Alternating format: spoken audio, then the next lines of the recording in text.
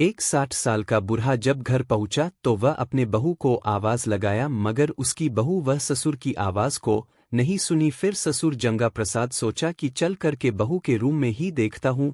फिर जब वह बहू के रूम के पास पहुंचा तो दरवाजा खुला था। फिर दरवाजे से जैसे ही वह अंदर गया तो बहू अपने बेड पर आपत्तिजनक अवस्था में सोई थी, उसके बदन से वस्त्र हटे थे। ऐसा देखकर उस बूढ़े के मन में विकार उत्पन्न हो गया और वह बहू के पास बेड पर जाकर बैठ गया और उसको जैसे ही टच किया तो वह नींद से जग गई। फिर वह 60 साल का बूढ़ा उसके हालत ऐसा खराब कर देता है जिसे देखकर आपके आंख फटी की फटी रह जाएगी। तो दोस्तों, आप लोगों से विनती है, अगर अभी तक आपने मेरे चैनल को सब्सक्राइब नहीं किया है तो सब्सक्राइब और वीडियो को लाइक कर दीजिएगा। तो दोस्तों, यह कहानी मध्य प्रदेश की है, जो जंगा प्रसाद के बेटे राहुल की शादी हुए 15 महीने हुए थे और घर में जो भी रुपए थे सब सारे खर्च हो गए, क्योंकि शादी में बहुत रुपया लग गया था। जंगा प्रसाद अपने बेटे से बोला, बेटा देखो, तुम्हारी शादी हुए 6 महीने बीत चुके हैं और अब घर में रुपए भी नहीं है। तुम्हें कहीं से रुपए कमाना होगा, चाहे तुम प्रदेश जाओ या घर पर रहकर ही कोई बिजनेस करो। तो वह कहने लगा, पिताजी गांव में तो कोई बिजनेस चलेगा नहीं, इसलिए मुझे प्रदेश जाना होगा और आप भी अकेले रहते हैं, तो मैं सोचता हूँ कि पत्नी को उसके मायके ना छोड़ूं, आपके पास ही रहे, क्योंकि आपको अपने हाथ से भोजन बनाकर खाना अच्छा नहीं लगेगा। मेरी पत्नी यही रहेगी और आपको भोजन बनाकर खिलाएगी। ऐसा सोचकर जंगा का बेटा 2 दिन बाद प्रदेश चला गया और जंगा घर की खेतीबाड़ी का काम संभालने लगा। वह कभी अपने बहू को खेत जाने को नहीं कहा, क्योंकि वह बहू को इतना मानता था कि वह उसे घर से बाहर नहीं निकलने देता था और कहता था, बहू तुम केवल मुझे खाना बनाकर खिलाओ, खेतीबाड़ी का काम संभाल लूंगा, तुम्हें खेत में जाने की कोई जरूरत नहीं है, जो मुझसे नहीं हो पाएगा मैं मजदूर रखकर काम करवा लूंगा। और तुम्हारा पति तो प्रदेश है, वह पैसे तो भेजेगा ही और जो पैसे भेजेगा उससे मजदूर रख लूंगा और खेतीबाड़ी का काम करा लूंगा, तुम्हें खेत में जाने की कोई जरूरत नहीं है।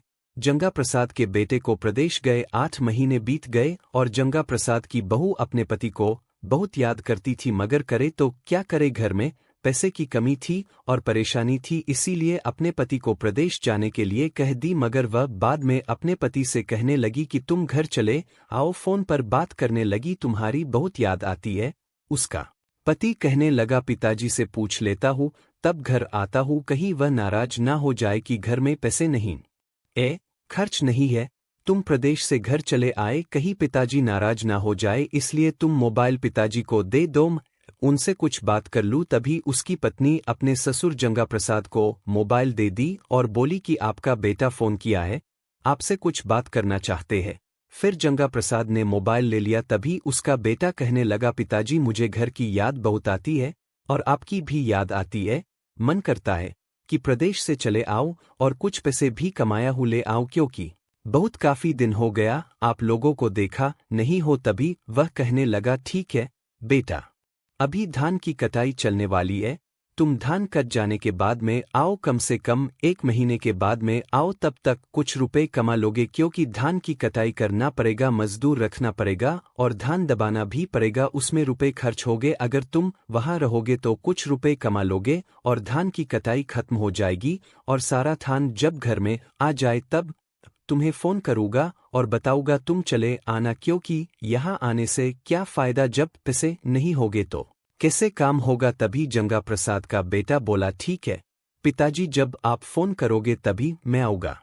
ऐसा कह करके उसने कॉल को कट कर दिया। तभी जंगा प्रसाद अपने बहू का मोबाइल उसके हाथ में दे दिया। फिर थोड़ी देर बाद जंगा प्रसाद का बेटा राहुल अपने पत्नी के पास फोन किया और उससे बोला, पिताजी कहे है कि अभी धान की कटाई चलने वाली है, धान कट जाने दी और सारा अनाज घर में आ जाए, फिर मैं आता हूँ, क्योंकि यहाँ रहूंगा तो कुछ रुपए कमा लूंगा, बस 1 महीने की तो बात है, तुम चिंता मत करो, 1 महीने के अंदर ही घर आ जाऊंगा। ऐसा उसने अपने पत्नी से कहा। तभी उसकी पत्नी बोली, ठीक है, 1 महीना किसी तरह आपकी याद में और रहूंगी और समय बिताओगी और 1 महीने बाद आप आ जाओगे तो थोड़ा दिल को सुकून मिल जाएगा। ऐसा बोलकर वह कॉल को कट कर दी और उसके बाद में जंगा प्रसाद सोचा कि चल करके खेत में घूमता हूँ, कहीं देखूं धान काटने के लायक तो नहीं हो गया।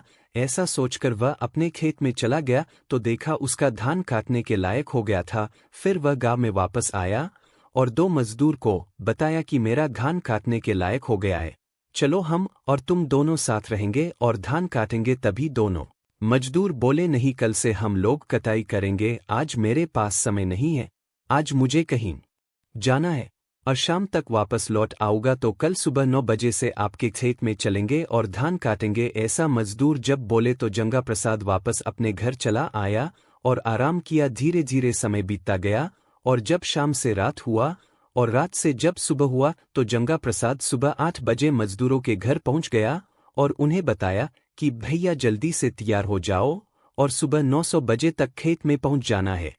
नमस्कार प्रिय मित्रों, स्वागत है आप सभी का हमारे YouTube चैनल में। मित्रों, अगर आप नए हैं तो हमारे चैनल को सब्सक्राइब करें और सब्सक्राइब किया है तो कमेंट में एक प्यारा सा कमेंट करें और वीडियो को पूरा देखें। चलिए चलते हैं वीडियो की ओर।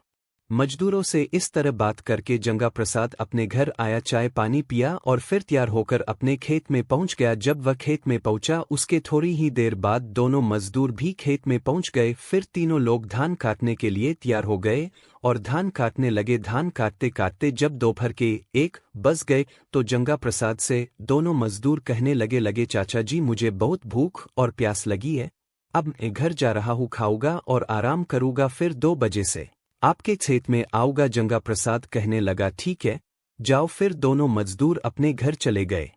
फिर जंगा प्रसाद सोचा कि मैं अभी चलूं, आराम कर लूं और खाना भी नहीं खाया हूं, खाना भी खा ले, फिर 2 बजे मैं भी आ जाऊंगा। यही सोचकर जंगा प्रसाद अपने घर के लिए रवाना हो गया। जब वह घर पहुंचा और नल पर गया, अपना हाथ पैर और मुंह हो या उसके बाद में लोटे में पानी भरा और फिर घर के अंदर गया और बहू को आवाज लगाने लगा, मगर बहू कुछ भी नहीं बोली। वह गहरी नींद में सोई थी। तब वह सोचा, लगता है बहू किसी के घर जाऊंगा। यही सोचकर जंगा प्रसाद अपने घर के लिए रवाना हो गया। जब वह घर पहुंचा और नल पर गया, अपना हाथ पैर और मुंह धोया, उसके बाद में लोटे में पानी भरा और फिर घर के अंदर गया और बहू को आवाज लगाने लगा, मगर बहू कुछ भी नहीं बोली। वह गहरी नींद में सोई थी। तब वह सोचा, लगता है बहू किसी के घर तो नहीं गई है, वह किसी के घर जाती भी नहीं है, आखिर में बोल क्यों नहीं रही है। ऐसा सोचकर जंगा प्रसाद बहू के बेडरूम में गया तो बहू आपत्तिजनक अवस्था में लेटी हुई थी, उसके बदन से वस्त्र हटे थे। ऐसा देखकर जंगा प्रसाद के मन में विकार उत्पन्न हो गया और वह बहू के बगल बेड पर जाकर बैठ गया और उसकी उंगली पकड़कर उसे जगाने लगा। तभी वह अचानक जागी और ससुर को देखी कि ससुर मेरे बगल बेड पर बैठे हैं। ऐसा देखकर वह हैरान हो गई और वह उठी और तुरंत किचन में गई और खाना परोस कर थाली लेकर आई और अपने ससुर को दी और ससुर बहू के बेड पर बैठकर ही भोजन करने लगा। फिर बहू भी आकर अपने बेडरूम में बेड के बगल एक कुर्सी पर बैठ गई और ससुर उसे प्यार भरी नजरों से देखने लगा। बहू भी अपने ससुर को देखकर हैरान हो गई। फिर धीरे धीरे समय बीतता गया, रात हुआ और जब रात हुआ तो बहू अपने बेडरूम में सोई थी। ससुर रात के 1200 बजे अपने बहू के बेडरूम में गया और वह भी बहू के बगल बेड पर लेट गया। जैसे ही ससुर बेड पर लेटा तभी बहू जाग गई और अपने ससुर को अपने पास लेटते देख हैरान हो गई। तभी ससुर कहने लगा, बहू मुझे तुमसे प्यार हो गया है। बहू जब ससुर से इस तरह की बात सुनी तो वह मुस्कुराई। फिर वह अपने ससुर के गले लग गई और दोनों एक दूसरे को प्यार करने लगे, मगर प्यार का परवान इस कदर हुआ कि दोनों के बीच अवैध संबंधों का सिलसिला भी शुरू हो गया। अब जंगा प्रसाद की बहू ससुर जंगा प्रसाद की दीवानी हो गई और जंगा प्रसाद भी बहू का दीवाना हो गया। दोनों हर रात पति पत्नी की तरह रहने लगे। उधर जंगा प्रसाद का बेटा प्रदेश में था, जबकि उसकी पत्नी को 5 दिन हो गया अपने पति से बात किए हुए। हालांकि उसके पास फोन नहीं करने के कारण वह हैरान हो गया और सोचने लगा कि दिन में 4-5 बार फोन करती थी, आखिर क्या बात है जो 5 दिन हो गया वह फोन नहीं की। ऐसा सोचकर उसने अपनी पत्नी के पास फोन किया तो वह बिना मन से ही अपने पति से बात करने लगी। वह पूछने लगा, क्या बात है, तबीयत तो नहीं खराब है, तुम अच्छी तरह से बोलती क्यों नहीं हो। तभी वह बोली, अच्छी तरह से तो बोल रही हूँ, आपको ऐसा क्यों लग रहा है। वह बोला, नहीं, जैसे तुम पहले बात करती थी उस तरह बात नहीं करती हो। वह कहने लगी, आज मेरा मन नहीं है बात करने का, रखो मैं कल बात करूंगी। ऐसा कह करके वह कॉल को कट कर दी। तभी उसके पति को शंका हो गया कि लगता है पत्नी किसी और से प्यार करने लगी है, अब मुझे यहाँ रहना ठीक नहीं है, अब मैं अपने घर चलता हूँ। और यही सोचकर वह तुरंत घर के लिए रवाना हो गया और 2 दिन बाद वे अपने घर पहुंच गया, और जब वह घर पहुंचा तो उसकी पत्नी उससे बहुत प्रेम से मिली। मेरे पति को मेरे बारे में शंका ना हो, यही सकर वह अपने पति से बहुत प्रेम से मिली। और जब धीरे धीरे समय बीतता गया, रात तो अपने पति के पास लेटी हुई थी, मगर उसे अपने ससुर की याद सता रही थी। जब उसका पति सो गया तब वह अपने ससुर के पास गई, और जैसे ही वह अपने ससुर के पास पहुंची तभी उसका पति जाग गया और पत्नी को बिस्तर पर ना पाकर उसे ढूंढने लगा। और जब वह ढूंढते ढूंढते अपने पिता के पास पहुंचा तो देखा कि उसके पिताजी और उसकी पत्नी दोनों एक दूसरे के साथ बंद बना रहा है। ऐसा देखकर वह क्रोध से आग बबूला हो गया और अपने पत्नी को तुरंत बाइक पर बिठाया और ले जाकर के उसके मायके छोड़ आया और कहने लगा, अब अपने बेटी को अपने पास ही रखो, मुझे इसकी कोई जरूरत नहीं है। और फिर वहीं से वह प्रदेश चला गया। तो दोस्तों, आजकल समाज में इस तरह के अपराध बढ़ते जा रहे हैं। आपराधिक मानसिकता को समझे, आपराधिक मानसिकता वाले व्यक्तियों से दूर रहे, सावधान रहे, सतर्क रहे और अपने परिवार को सुरक्षित रखे। आप स्वयं भी सुरक्षित रह। दोस्तों, यह घटना बताने का मकसद किसी की भावनाओं को ठेस पहुंचाना नहीं है।